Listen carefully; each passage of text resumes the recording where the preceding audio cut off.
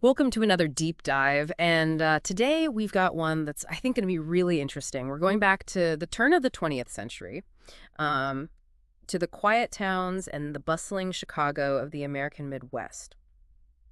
And we're going to try to uncover the story of Louise Vermilya, Louise a Vermilya. woman who was suspected of poisoning multiple husbands, family members, and acquaintances. Wow. Yeah, so you'll be amazed at how she operated undetected for years. Undetected for years. Wow. Our sources for this dive are basically historical records and newspaper articles Okay. from that time. So it's like we're piecing together this puzzle from like faded newspaper clippings and whispers from the past. It's a fascinating case, especially when you consider the limited forensic technology available back then. No DNA testing or sophisticated toxicology analysis. Right. Imagine trying to unravel a mystery with basically witness testimonies, basic autopsies, and good old-fashioned detective work. It's almost like stepping into a time capsule and trying to solve a crime with the tools of, a bygone era. So we're going to start with Louise's early life. She was born Louisa Wolfe in 1868 in Illinois, one of 11 children in an immigrant family. Married young at 16 to Fred Brinkamp. Pretty, seemingly ordinary life, at least in the beginning. And that's where our story takes a dark turn. In 1893, Fred Brinkamp dies suddenly. Hmm. He's young. The cause of death is attributed to a heart attack. No investigation, Grr. just a grieving widow. Right. But here's where it gets interesting. Louise inherits $5,000 from his life insurance. Wow. To put that in perspective, that's roughly the equivalent of $175,000 today. That is a life-changing sum of money, especially back then. But tragedy struck again, and this time it was Louise's own children with Fred. Cora died at 8 years old, and then Florence at just 4.5. The family was considered cursed. Oh, wow. Can you imagine the weight of that kind of grief and the whispers that must have surrounded them? I mean, it's almost Shakespearean. It is. And there's a chilling detail from an undertaker in Barrington who recalled that Louise seemed to enjoy working around bodies. Oh. In hindsight, that adds a whole new layer to the story. It's the kind of detail that sends shivers down your spine. But the story doesn't end there. In 1906, Louise moves to Chicago with her remaining children. And guess what? Her stepdaughter Lillian dies shortly after the move. The official cause of death is acute nephritis, which is basically a severe inflammation of the kidneys. Again, no suspicion, just another tragic death. Except acute nephritis can sometimes be caused by, you guessed it, poisoning. Oh, wow. Now, I'm not saying that's what happened here, but it does make you wonder. And remember, this is a time before the widespread awareness of arsenic poisoning, so people didn't necessarily jump to that conclusion. Right, it's like the perfect crime, at least for a while. Huh. And just when you think things can't get any more bizarre, Louise remarries. This time, it's to Charles Vermilya, a man significantly older than her. And 3 years later, guess what? He dies too, leaving Louise money and a house. And if that wasn't enough, his son Harry also dies soon after. By this point, it's starting to feel less like a curse and more like a deliberate pattern. Right. And the financial gain is a pretty consistent element in these deaths. It's like each death brought Louise closer to financial security at a time when women had very limited options. But the story takes yet another twist. With the death of Louise's son Frank in 1910. Oh, wow. Frank actually told his fiancée that he suspected Louise was involved in his father's death and feared he might suffer the same fate. He died shortly after, and Louise inherited another $1,200. This raises so many questions. It does. Was it fear that kept people silent? Did Louise's charm and apparent grief deflect suspicion? Or was it a combination of factors, a perfect storm, that allowed her to operate under the radar for so long? It's a puzzle, isn't it? But here's where the pattern shifts. Up until this point, all of Louise's alleged victims were family members. Now she starts poisoning acquaintances who board at her house. Jason Rupert, a railroad fireman, dies after dining with Louise. And then there's Richard Smith, a train conductor whom Louise actually marries. Ooh, wow. He dies just 2 days after eating a meal she prepared. His estranged wife found the circumstances incredibly suspicious, and you can't blame her. It's like Louise is getting bolder, less careful. Maybe she felt invincible. Or perhaps the lack of scrutiny emboldened her. Whatever the reason, this shift in victims raises new questions about her motive. Right. If it wasn't purely financial, what was driving her? Was it power, a twisted sense of control, or was there something darker at play? We might never know for sure, but one thing is certain. Her actions were catching up with her. The whispers were turning into shouts, and the shadows of suspicion were closing in. It feels like we're reaching like a turning point, in this story. A moment where the fog of suspicion starts to clear, and the case that finally brings Louise Vermilya into the spotlight involves a policeman. His name was Arthur Bissonnette. He dined with Louise and his father at her house in 1911. And this is where the arsenic comes into play more prominently. Both Bissonnette and his father fell violently ill after the meal, experiencing, those classic symptoms of arsenic poisoning. Severe abdominal pain, vomiting, diarrhea. Sadly, Arthur Bissonnette did not survive. But his father was able to give a crucial piece of testimony. He told police that he saw Louise sprinkling what he thought was white pepper on their food. Oh, wow. And it turns out that white pepper was actually arsenic trioxide, a tasteless, odorless, and deadly poison. It was a chilling detail, and it finally spurred the police to investigate. An autopsy confirmed that Bissonnette's death was due to arsenic poisoning, and suddenly all those previous deaths around Louise started to look a lot more suspicious. I can only imagine the shock waves that must have rippled through the community. Yeah. This seemingly harmless widow known for her hospitality and cooking was now suspected of being a cold-blooded killer. It's a classic case of appearances being deceiving.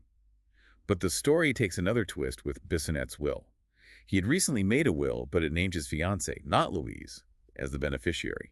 Wait, so Louise wasn't even in line to inherit anything from Bissonnette? No. That throws a wrench into the whole financial motive theory, doesn't it? It does. And to add to the intrigue, Louise had been planning to make Bissonnette the beneficiary of her own life insurance policy. Wow. So what was her endgame? Was she driven by, a desire for revenge after being excluded from his will? Or was there something else entirely at play? It's a tangled web of motives, that's for sure. But with suspicion mounting, the police arrested Louise. And her reaction to the arrest was almost as shocking as the allegations themselves. She immediately attempted suicide using the same arsenic she allegedly used on her victims. It was a desperate act. And in a way, a kind of twisted confession. It's as though she was trying to control the narrative to end things on her own terms. But she survived the suicide attempt. And the trial that followed was a media sensation. Imagine the headlines, the public fascination with this case. The trial was long and complicated, full of legal maneuvering and conflicting accounts. The prosecution presented the arsenic as evidence, pointed to the pattern of deaths surrounding Louise, and highlighted the witness testimony about the white pepper. Right. But proving intent was a major hurdle. There were no eyewitnesses to Louise actually poisoning anyone. And the defense argued that the arsenic could have come from other sources, like contaminated food or even accidental ingestion. And remember, this is a time when forensic science was in its infancy. Exactly. Testing for arsenic was rudimentary, and the concept of trace evidence was not well understood. Right. It was a classic case of circumstantial evidence, which can be persuasive, but rarely conclusive. So what was the public's perception of Louise during all of this? Was she seen as a victim of circumstance, a grieving widow, unjustly accused, or was the community convinced of her guilt? Public opinion was divided. Some people believed Louise was a cold-hearted killer preying on those closest to her for financial gain. Others saw her as a tragic figure, a woman who had suffered immense loss and was now being scapegoated by a system that was quick to judge. It's a reminder of how complex these cases can be. There's the legal aspect, the scientific evidence, but also the human element, the emotions, the biases that shape our perceptions. Absolutely. And the trial itself reflects the societal context of the time. Selecting jurors was a huge challenge. Many men were hesitant to potentially sentence a woman to death, especially a woman who presented herself as a grieving widow. It's hard to imagine how difficult it must have been to find unbiased jurors, especially in a case that had garnered so much media attention. Was there any chance of Louise getting a fair trial amidst all this frenzy? That's a question that continues to be debated by legal scholars. The trial was a microcosm of the challenges women faced in the legal system at the time. Their voices were often marginalized, their testimonies questioned, and their motives scrutinized in ways that men's were not. So even if Louise had been innocent, the odds were stacked against her from the start. It makes you wonder if her gender played a role in how the case was perceived, and ultimately how it played out. It's certainly a factor to consider. And the outcome of the trial is perhaps the most surprising twist in this entire saga. So after all that build-up, all those twists and turns, what was the final verdict? Well, after several trials and years of legal battles, the charges against Louise Vermilya were dropped.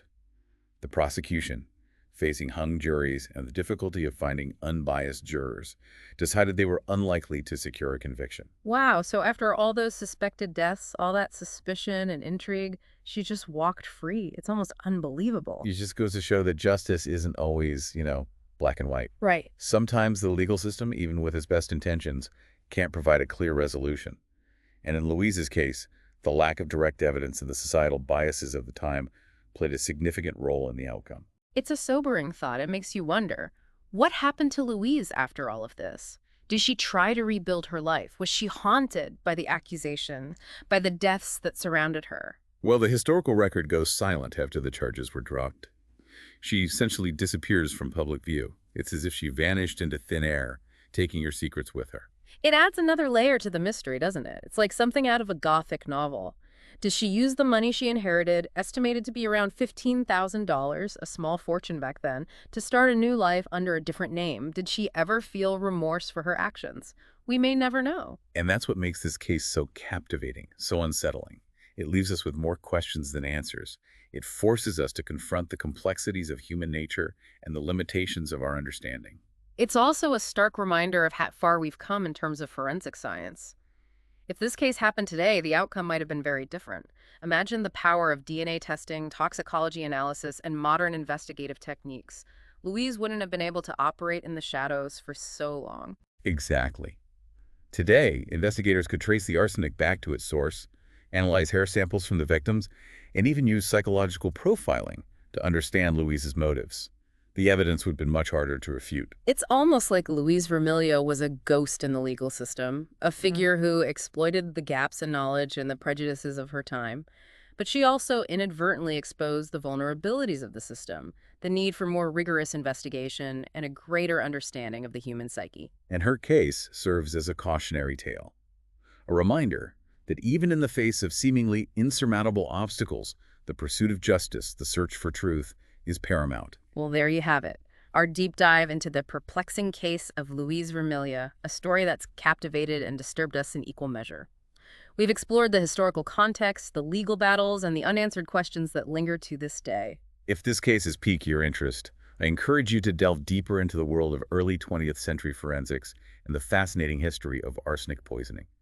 You might be surprised at what you discover. And as you explore these topics, remember Louise Vermilya's story, a tale of mystery, deceit, and the enduring power of secrets. Until next time, keep those critical thinking skills sharp, question assumptions, and never stop exploring the hidden depths of history.